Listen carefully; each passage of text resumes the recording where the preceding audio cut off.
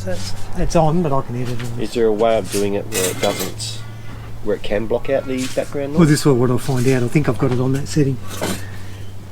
All right, Camo. G'day, folks. Can you see me or not? It's Perky here. I think you can see us. Can you see us, people? I think they can see us in there. Can you see me sitting all the Well, way I think back you can. Let me have a look. Yep, Alright. we can see you. Bummer. All right. So this is for those that don't know Camo, which won't be many of you. A lot of you have met Camo through running, etc. over the years. So got Camo here for a bit of lunch today, and just thought we'd test out some of the new equipment. So I'm going to fire a few questions at him and see what goes on. So Camo, can you recount when we first met? Oh yeah, absolutely. Yeah, it was first day of high school. Yep. Yeah.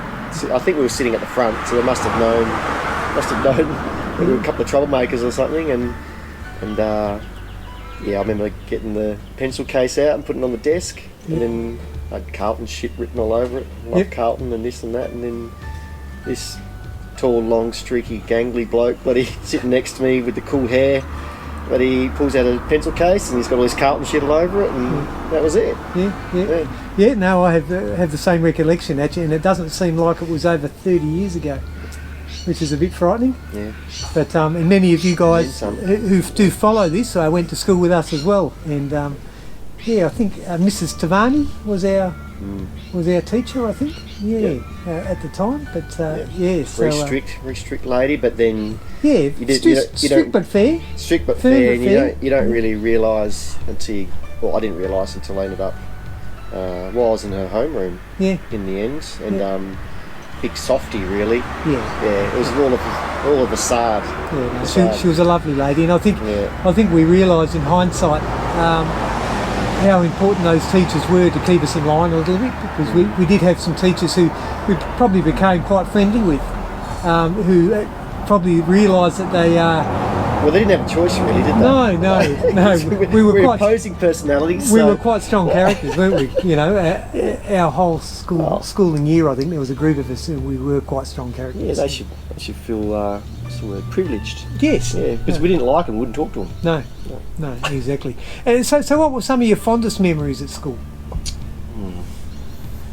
I just remember it was just funny. So we had a lot of people that were just funny, and that includes like the teachers and that, not just the kids. And I think we were a year that kind of, for the most part, we really got along with each other. Like I remember, like big groups, like hang around in big groups at lunchtime and stuff like that. You know, of course you had people that were close friends and that they'd stick amongst themselves, but predominantly I think everyone sort of got along with everyone. You know what I mean? I don't remember too often. I mean, obviously you always got some sort of conflict, but don't remember too often kids really hating each other and having a little crack at each other. We were really social group, very inclusive, even before inclusive was a thing, wasn't it? Doesn't mean we didn't take the piss. Like that was a constant. No.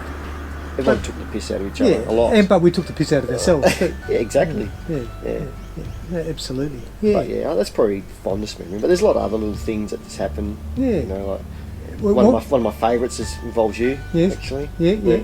Or the camp. Oh yes. Yeah, where you put your hand up for mooning the teachers. Because you thought it might have been you. Might have been. I wasn't sure. Because you dropped something. My pants might have fallen down. Because you reckon you dropped something and you were bending over to pick them up and you were naked at the time in front of the window or something. Your Honour. Yeah. I remember laying back there in my bunk thinking, you idiot, what are you doing fessing up for something like that? And then you had to pack your bags, and you and a couple of other blokes. I had to do laps in my undies. Yeah, something like that. I remember out in the dark carrying bricks. I was like laughing my head off trying to hold it all in, but at the same token thinking you're just an idiot. No one puts their hand up for something like that. Yeah.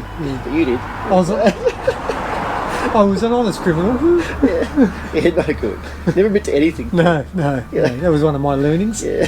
And any other sort of memories like that, Camo, through the school years? Yeah.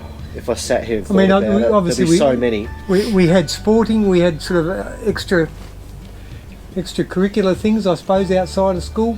But yeah, we had quite a strong sporting set up at school. You know, we had good footy, cricket, sort of basketball teams. We were always very competitive there. Oh yeah. Well, we had a really good basketball team. I remember when we were in year 11. because the year 12s we had with us, you know, we had guys like Stephen Pears, Yep. who incidentally I actually worked with his nephew. Yep. And he actually started the same time as me at work, and see this guy, his name's Ben Pears, is his name. Young guy, he's only like 20, 21. I'm just going to tap this just to make sure it doesn't cut us out. Yep.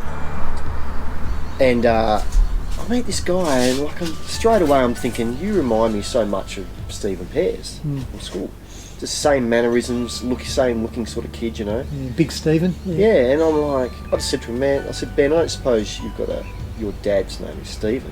And he just smiled and he goes, that's my uncle. I said, do you play footy for South Manly and Perth and that? And he goes, yeah.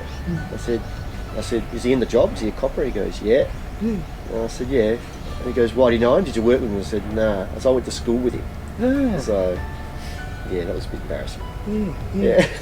No. So, but we had, going back to the basketball, we had a really good basketball team, didn't we? So we just had like guys like Stephen Pears and Brian Gladwell. yeah, just a Brian crazy Kelly. team. And we played against All Saints, and they were being coached by Alan Black, who was the Wildcats. Yeah, that's coach. right. Wildcats, and he was And Wildcats legend. They thought they were pretty hot shit until they played against us. And we beat them. So Yeah. No, absolutely. Yeah, in school camps and the old blue light discos. oh yeah, well obviously you know there's the big blue light disco event where you took out about 5 bogans. Yeah, that was single-handedly. that was a funny night. I remember they're just coming from everywhere, and you just gone block, and one's come there, and you just clock that one and clock that one. They just going out like 9 pins. And yeah, it just sort of came out of the blue. It was an unusual evening, that one. I don't know what set me off. It's crazy. I'm not a violent person. Well, no, you're not. It's totally out of character. But when the bell went, you were onto it. Yeah. Let's go. Yeah, no, that was an interesting evening, that's for sure. That's crazy. I went home with a black eye. I remember getting Adam's mum extricated you. Yeah, I remember getting pulled off the dance floor, and Mrs. Drake Broxman grabbed an ice pack or some peas and corn from the freezer and whacked it on. And then we had to smuggle you out in the car because we thought we were going to wait out the front. Yeah, they were waiting out the front for us because it was an eventful evening, that one. We might say, but no, many a good time had at school. So. Yeah, but you know, as I said, 30 years have gone by, and we're all still great mates, which is terrific. So hopefully another 30 years ahead of us. We're looking at sort of moving down the Margaret River.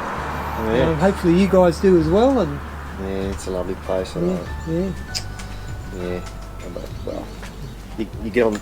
I just like just getting on the road to go down there, just knowing and going down there. Yeah, exactly. I feel relaxed as soon as start seeing a lot more trees on the side of the road, and you start seeing a few cows, and it's all part just knowing I'm going there, it's like it's all part of the journey, isn't it? The hard part's coming back. Yeah, that's right. Exactly. You just don't want it. You get down there, you just straight away you're thinking, oh, maybe I could live down here, but well, I hope you do. Yeah, What do you reckon? A couple of years? I think so. A couple of years we'll find ourselves in there, so it'll be terrific. It'll be phenomenal.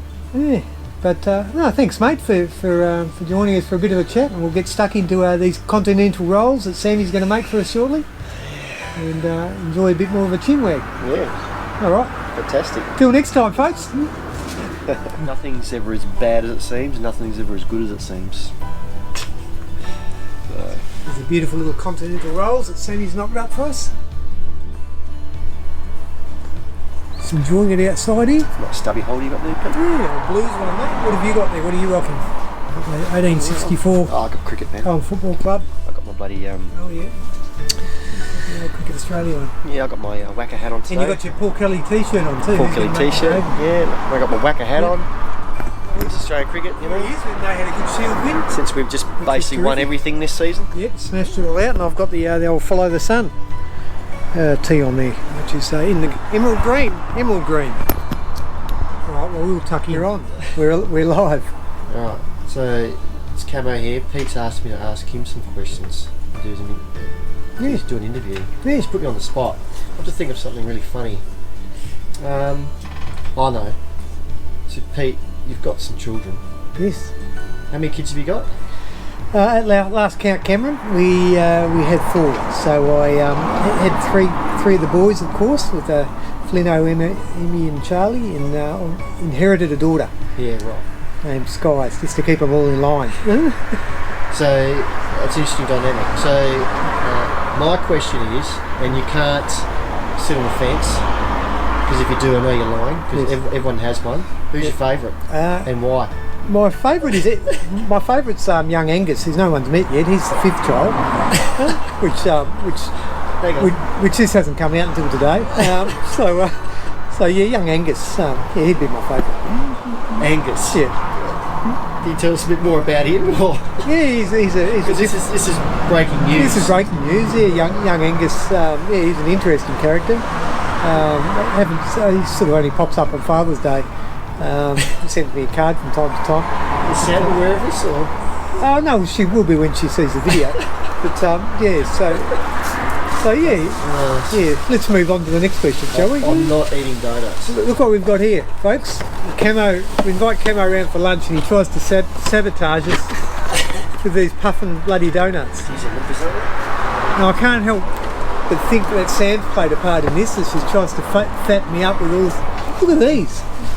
Yeah, have a closer look, Camo. What do we got here? Let's talk through some of this. So what do we got here? That's a Milo one. It's like a custard-based one, is it? No, it's not. It's Milo. It's got something inside. That's just a traditional jam. Oh, yeah, that looks good. That's obviously your Oreo. It's an Oreo one. That's a salted caramel.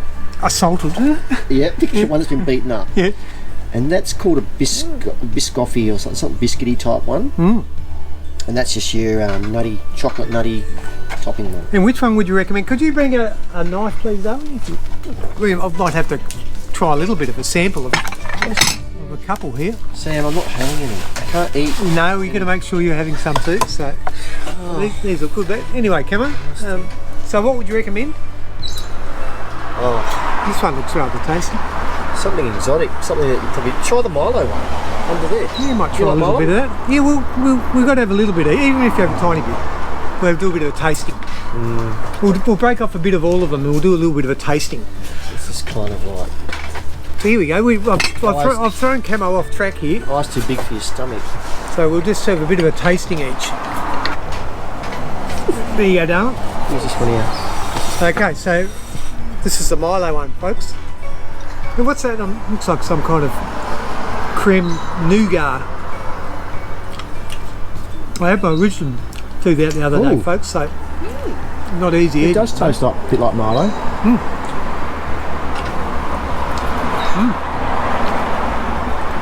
Yeah, it's not bad. I rate that. Not bad at all. And so what do we got next here, Ken? Alright. That is the choc nut. No, it is. It's called like nutty chocolate topping or something it's called. Yeah. Look it up. Sammy doesn't believe me. He's just making it up. This is like speed dating. It is. It's a good way to do it. But it's like speed dating with a donut. It says this. This is what had become an interview is to quickly switched it into a donut tasting video of sorts. Nutty. Look at that dog. So nice. It's It's a very different donut feeling, that one. The other one, bit more bready. Bit doughy. Yeah. Hence the name. Did you find that? Alright, we'll have a bit of a break from that, so carry on, Camo. I think another question.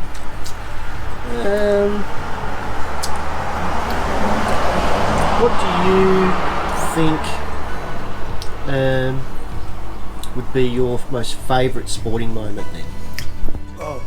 In terms of... Because there's been a lot. In terms of playing or in terms for you of personally, observing? Like, your own personal sporting moment. If there's one thing that you could redo or relive, okay. just one thing, would it be something you did in junior footy, cricket, running, coaching? There's probably a few. I do remember having a day out in cricket once where against a particular team I got 88 not out and got 8 for 10. So wow. Yeah.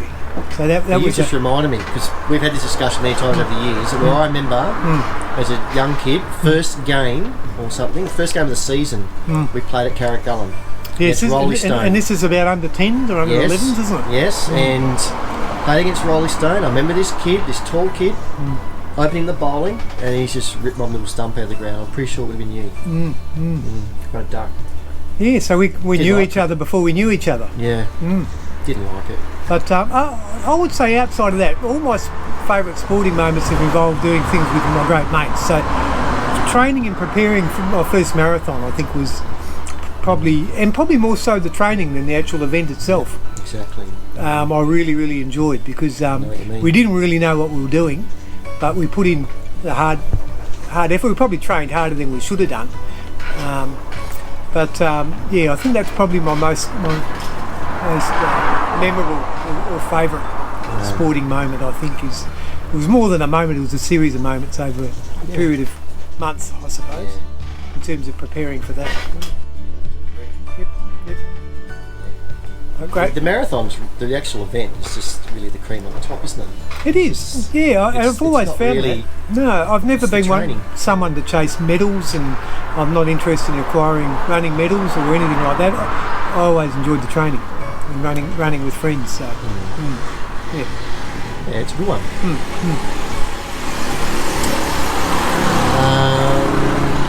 Trying to think of something left field. Whilst you do that, we'll try another donut, shall we?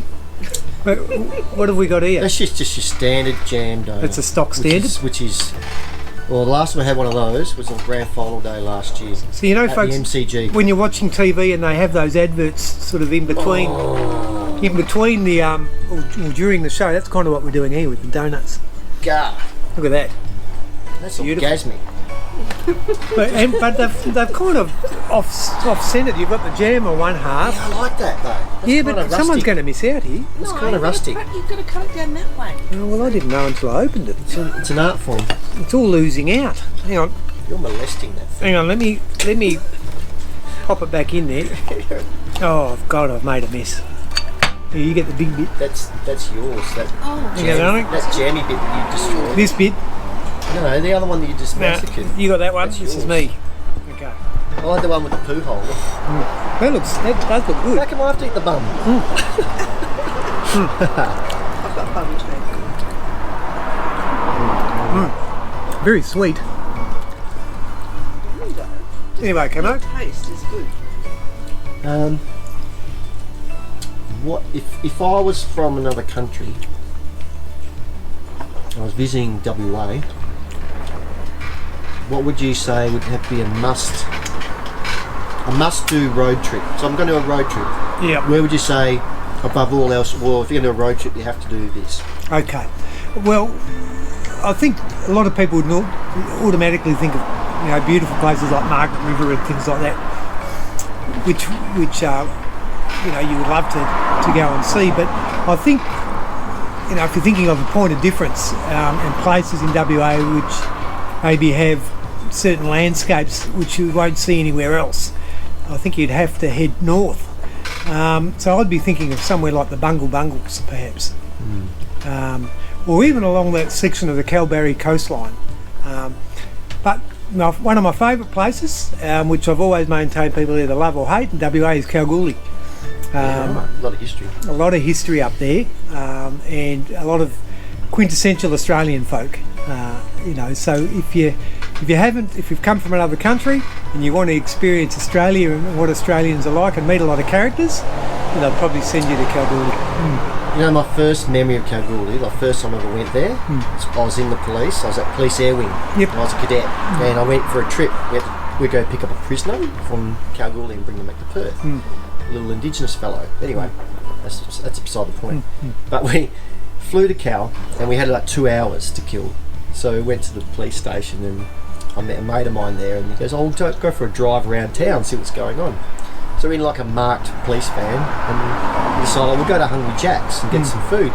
So we pull out of Hungry Jack's, and as we pull out of Hungry Jack's, there's this couple of locals running over to the van, waving us down, and going, "What's this about?" And waved us down, and went in the window and just had a chat to them. And they just wanted directions somewhere, and we said, "What are you asking for directions for? Don't you live here?" And they go, "Nah, just got here on a plane. And I go, well, not my plane, you didn't. And we go to leave, and one of them's still to ask questions.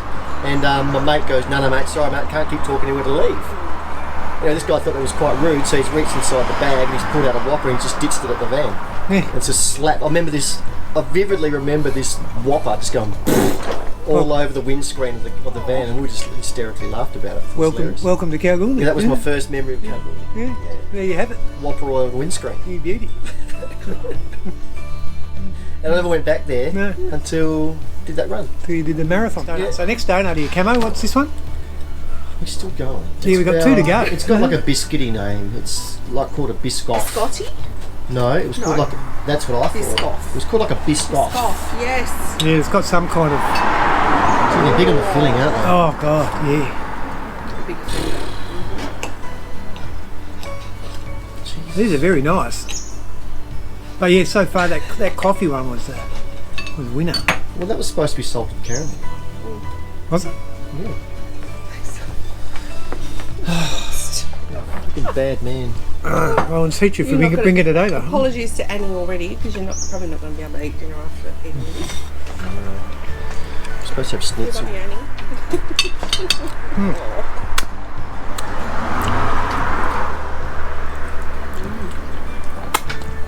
Biscoff. That's nice. Hard to surpass the other one though. It's nice. Got that Sydney kind of So Camo, where were we? Well, we'll wind this up because we know you got to hit the road shortly. Any final questions? Another question.